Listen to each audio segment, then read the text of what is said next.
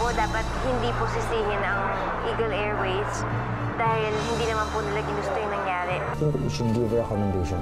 Kung wala siya, siguradong marami nang namatay na tao dun sa isla. If that's the case, we should set a dinner in her honor. Ako naman mag-asikaso nito. Anong party po? Thanksgiving party for you, for the other passengers. Hindi na po kailangan. Nakakahiya naman. It's settled. I'll see you there. We'll talk sa ayaw at sa gusto mo. Sino nakapaglandian kanina? Si Marge po. Palagi po niya kasing nilalapitan si Sir Rigo nung nasa island kami. Malay ba natin, di ba kung anong ginawa nila? Mandayang March na yan. Ikaw na ang bahala mag-deliver nito sa bahay ni Miss Rosales. Siguraduhin mong makakarating. Jay? Ano to?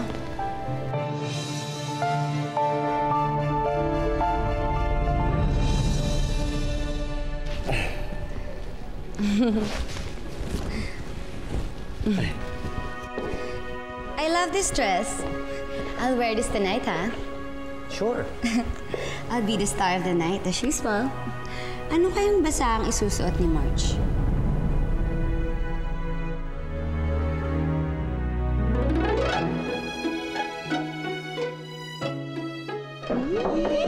Wow! Ang ganda-ganda naman ang best friend ko. Thank you.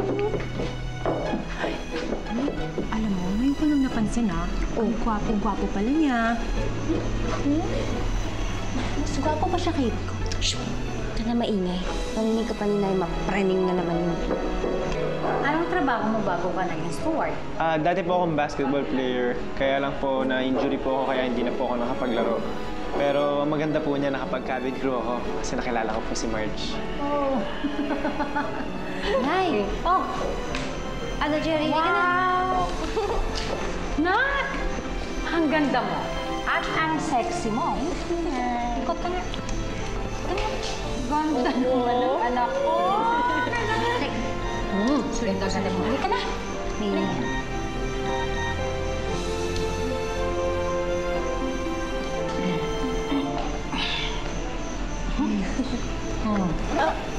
Pwede na tayo umalis?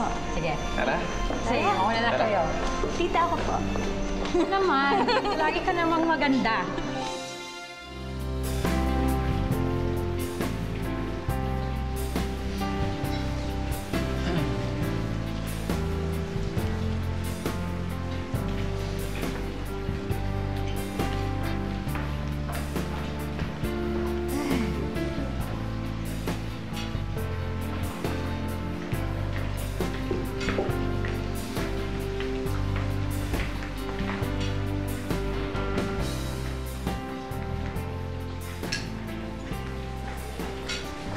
Stanley?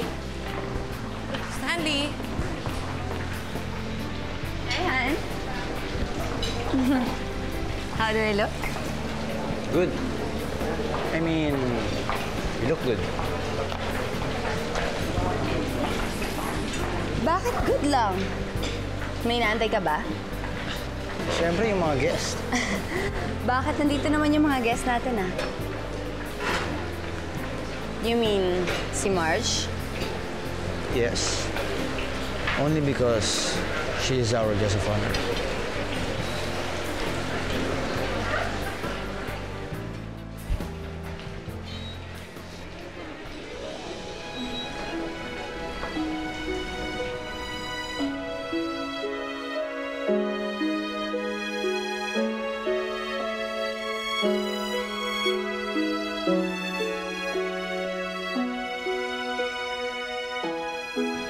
Nakarating ka. Opo, sir. Maraming salamat nga po. Nandito nga pala yung nanay Melly ko, yung kibit ko si Sita at saka si Jerry, si Sir Rigo po, at si Mama Aurora. Welcome po. Kanina pa namin kayo hinihintay, kaya siguro maupo na kayo para makapagsimula na tayo. Shall we?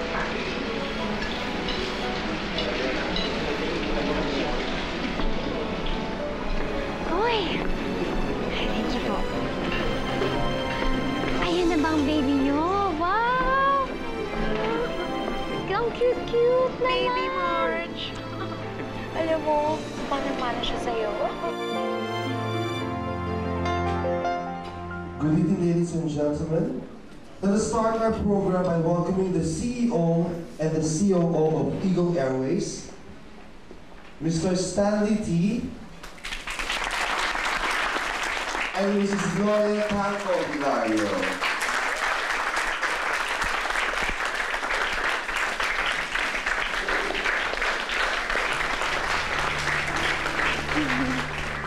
With their respective children, Miss Aurora T.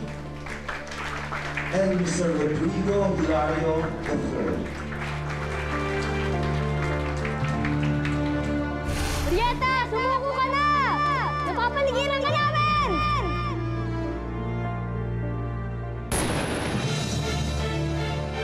Yun!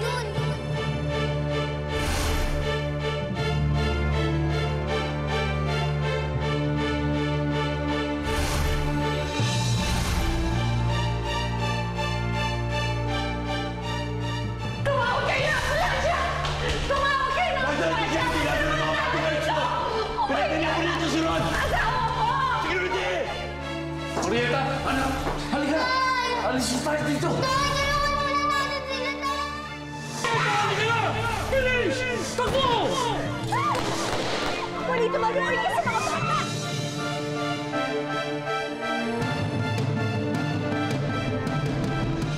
We would like to call on flight EA567 cabin crew headed by our brave pilot, Captain Jimenez.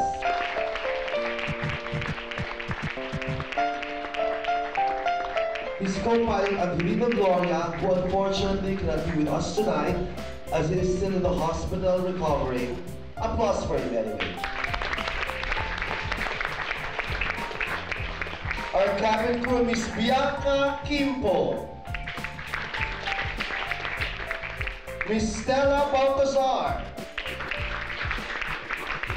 And of course, our soon-to-be cabin crew member, Miss Margarita Rosales, to receive a plaque of appreciation from Eagle Airways Human Resources Manager and son of Gloria Tanco Hilario, none other than Mr. Rodrigo Hilario III, for their exemplary performance and beyond the call of duty actions.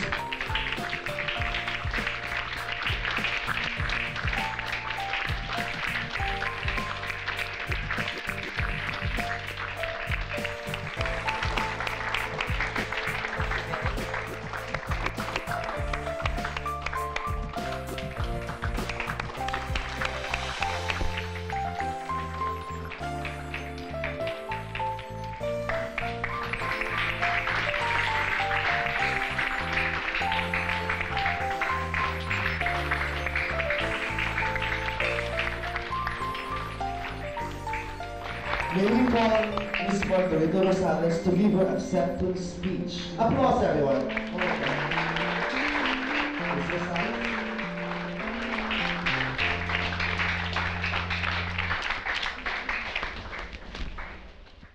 Sa totoo lang, tama na po sa akin na nakaligtas kaming lahat.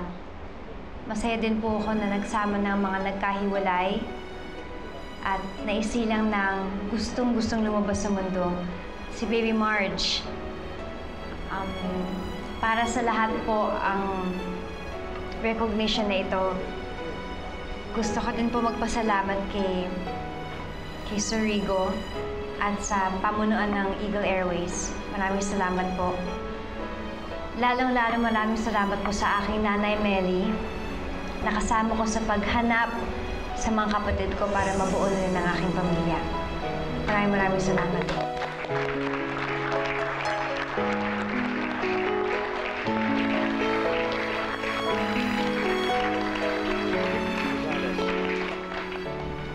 It's my pleasure to meet you.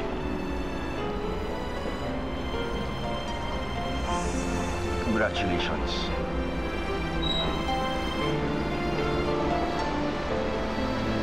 Finally, I have the pleasure of meeting the woman who's in charge of saving my son's life. Maraming salamat, Iha.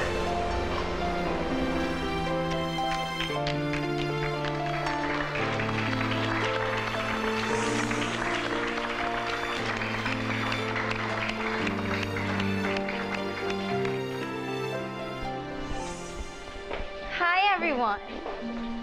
What are you doing here, Melanie? Oh, hi, Miss Evangeline.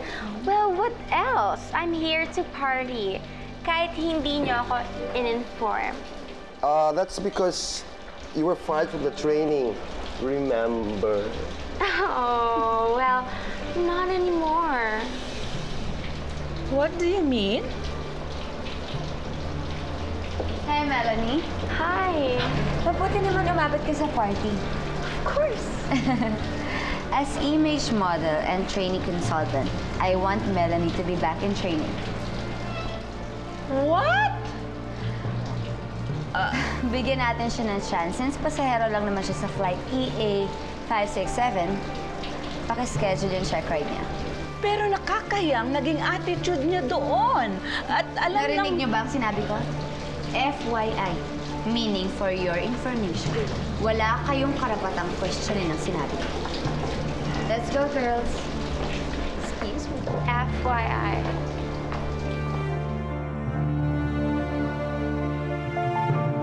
Salamat. Babalik na ako sa nanay ko. Dito ka muna. Ito naman, parang hindi tayo nagsama sa island na sobrang tagal ah.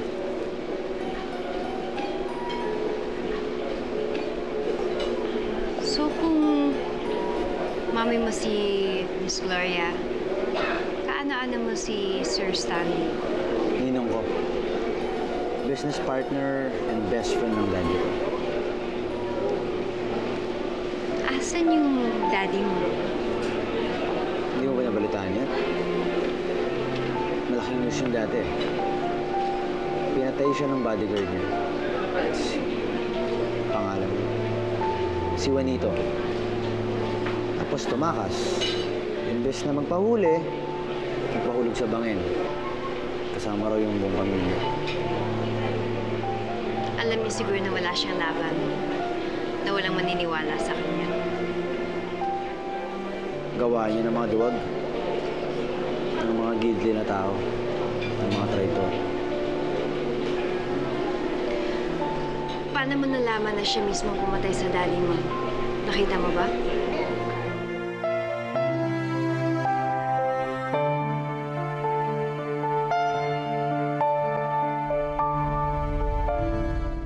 Alam nyo, maaawing talaga ang Diyos eh. Sinama niya si Mars sa flight natin para mag-alaga dito sa amin. Nahanod kasi ako sa kabilang isla eh. At si Marge naglakas ng loob para paanakin ako doon mismo sa isla. Wish naming mag-asawa na lumaki ang anak namin na gaya ni Marge. Matapang, matulungin. Aling Nelly, saan niyo mo pala pinanganak si Marge? Ay, naku, yung batang yan talaga, maliit pa lang yan, mabait na yan. Siguro dahil sa pinagdaanan niya sa buhay. Yung nga pala sa sinabi niya, yung sana mabuo na ang pamilya. Yung bang mga kapatid niya, sana mahanap na niya. Pero di ba minsan, meron tayong mga hinahanap na pag nakita natin, hindi naman tayo nagiging masaya. Kaya minsan dapat siguro maging kontento na lang tayo sa kung anong meron tayo ngayon. Well, depende sa hinahanap yan eh. Siyempre, mga kapatid niya yun eh. Di ba?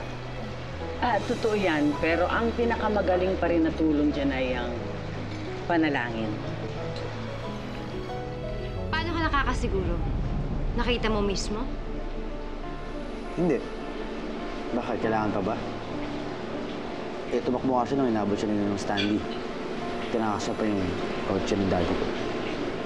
Tumakbo. Natural. Driver siya, bodyguard. Siyempre, anong laban niya sa mga mayayaman tulad niyo? Teka. Paano mo nalamang driver namin yun? Naalala ko lang. Napanood ko sa news dati.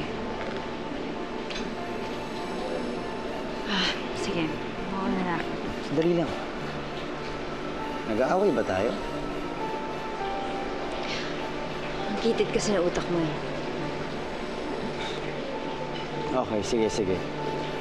Kung nagiging source lang to ng pagkatalo natin, from now on, hindi ko na siya babanggitin. Actually, ayun ko nga ulit na kwento to eh. Dahil doon, kaya nawala yung pagtitiwala ko sa mga tao. Kahit kanina? Kahit sino? Oo. Yung most trusted bodyguard niya, ikaw ang patayin yung amo niya. Sabi ko nga, hindi ko na siya babanggitin. Pag-usapan na lang natin yung mga kapatid mo. Paano ba sila nawala?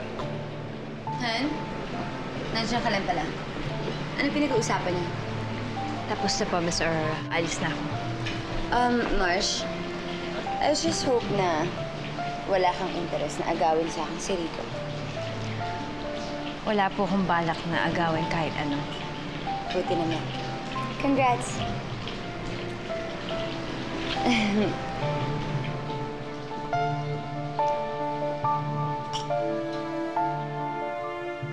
Tita, sarap talaga ng pagkain pang mayaman.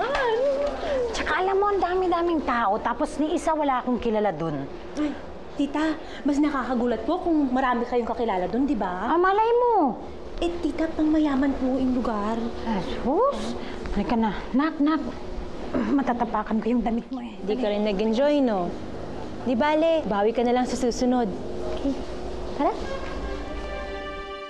Saan pinag-usapan niyo? Pwede ba?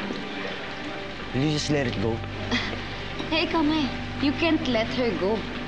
Kanina ko pa siya iniisip eh. Ibinili mo nga ako ng magandang damit. Siya naman ang kausap ko buong gabi. Well, in the first place, What? wala. Kung gusto ko talagang malaman,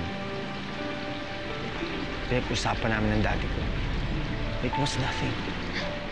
Nothing? Na hindi mo nga ino-open up sa akin yun eh.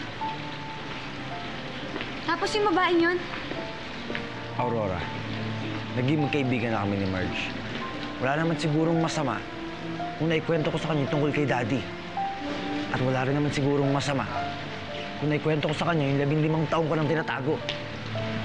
Siguraduhin mo lang, Rico. Dahil kilala mo ako. I can be real bad. Come on, Miss Aurora. It's that. Mabuti pa nga.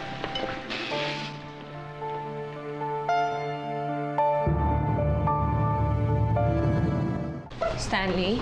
Stanley, wait. Stanley, saan ka pupunta? Tapos na ang palabas. May pupuntahan pa ako. Stanley.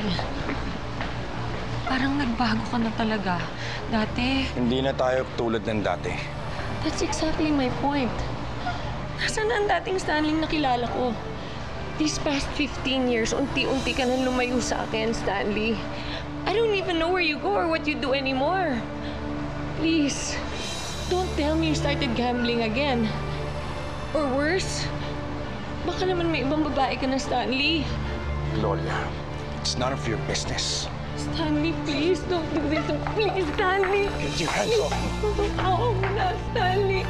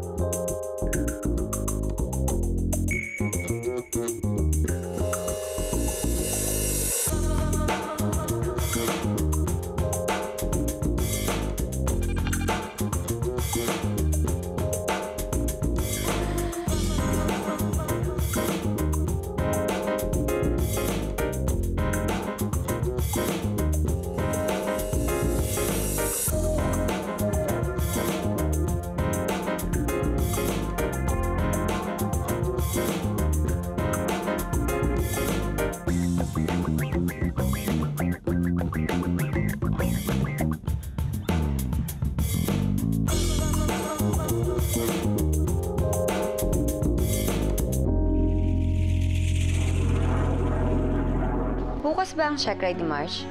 Yes, Miss Aurora. Gusto ko ako mag-check ng performance niya. As training consultant, ako ang magde-decide kung lulusot siya o hindi. Huwag na po kayong mag-alala. Babalik din ako kaagad. Wish me luck na lang po para pumasa ako. Bawal i-table yan, ano ba? Kaya huwag ka nang umasa, pare. Check ride tomorrow. Sana makapasa ako, Lord. Small world. Alam mo, flight mo ata ang masasakyan ko ngayon. Di ba check ride mo nga pala ngayon? That means ako ang mag-i-inspect sa'yo. Kung ako sa'yo, sisimulan ko ng magdasal.